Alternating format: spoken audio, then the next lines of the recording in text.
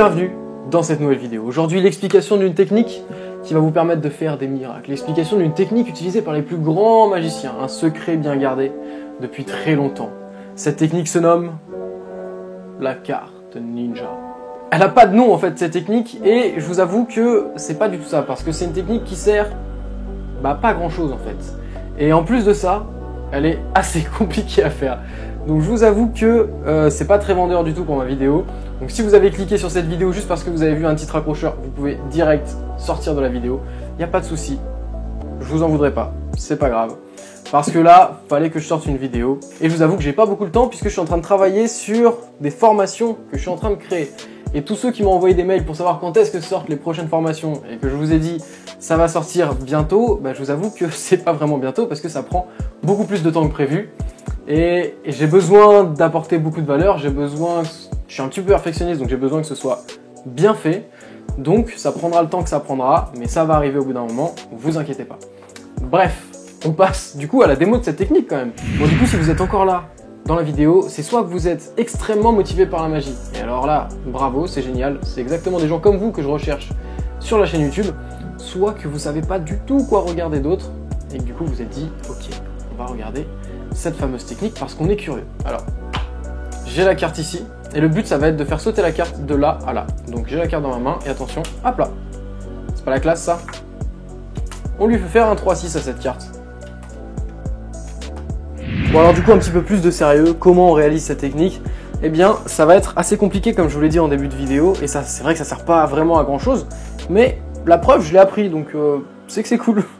Donc on a notre carte ici, et en fait on va tout simplement donc venir l'attraper comme ça. Je dis tout simplement mais non pas tout simplement.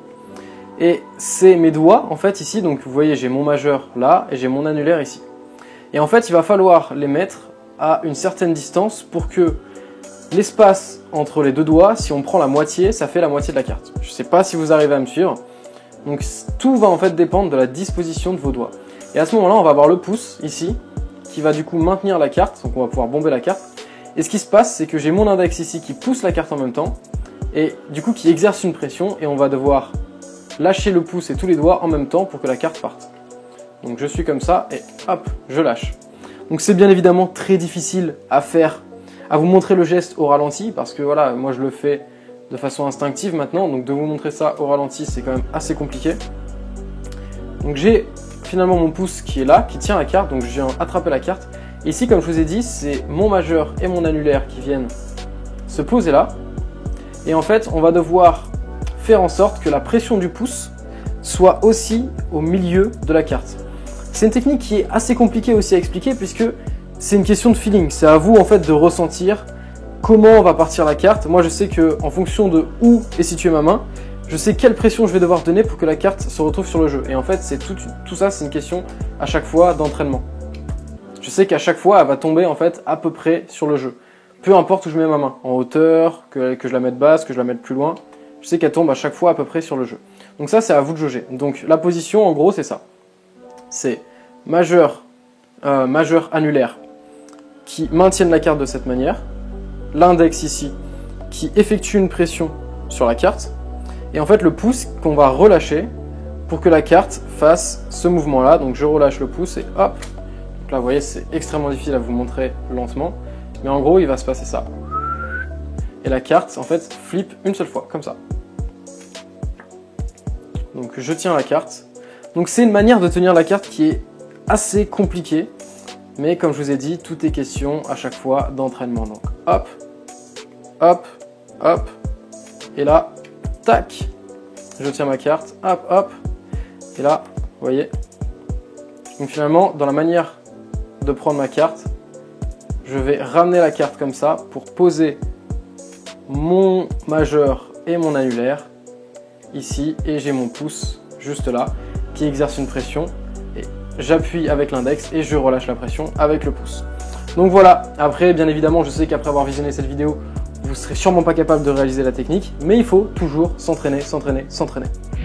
Voilà, donc maintenant si tu es arrivé jusqu'au bout de cette vidéo, le but étant dans cette vidéo d'éliminer un maximum de personnes, eh bien écoute-moi bien, je fais un test, c'est quelque chose que j'ai jamais fait.